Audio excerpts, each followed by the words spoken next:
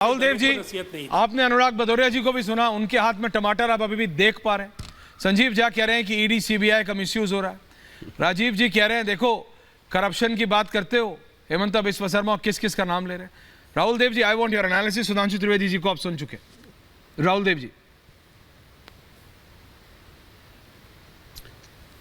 देखिए, हर पार्टी के पास और हर प्रवक्ता के पास दूसरी पार्टी के कारनामों की, उसके भ्रष्टाचार के मामलों की, वो सिद्ध हुए हों या ना हुए हों, एक लंबी सूची होती है।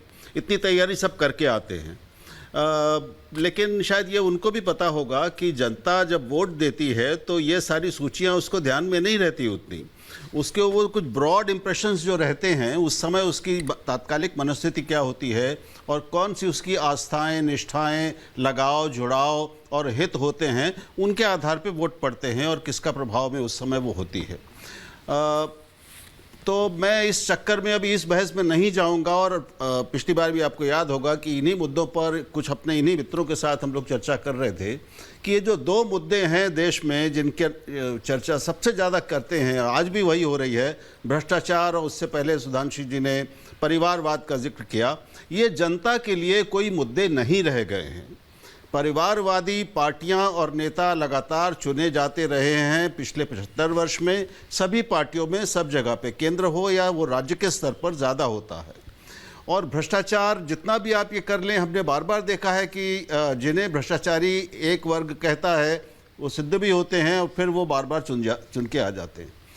हमें बात अगर आप कर रहे हैं कि भाई 2024 के चुनाव के संदर्भ में अभी स्थिति क्या है, तो उस पर हम बात, मुझे लगता है उस पर हमें करनी चाहिए।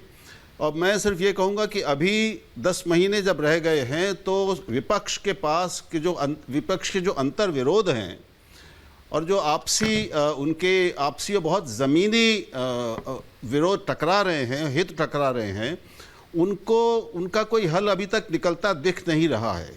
विपक्षी एकता की कोशिशें अच्छी हैं, न सिर्फ इसलिए कि एक देश को परिवर्तन की ज़रूरत है या वो समझते हैं कि नरेंद्र मोदी और भाजपा को हटना चाहिए, इसलिए कि लोकतंत्र के लिए ज़रूरी है ये एक मजबूत विकल्प हर समय रहे और विपक्ष रहे।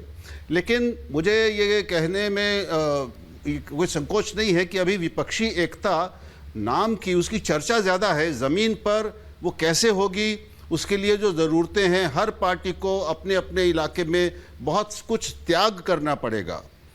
वो तैयार रहें कि नहीं, ये अभी चर्चाएं भी शायद शुरू नहीं हुई हैं, तैयारियां हो रही हैं।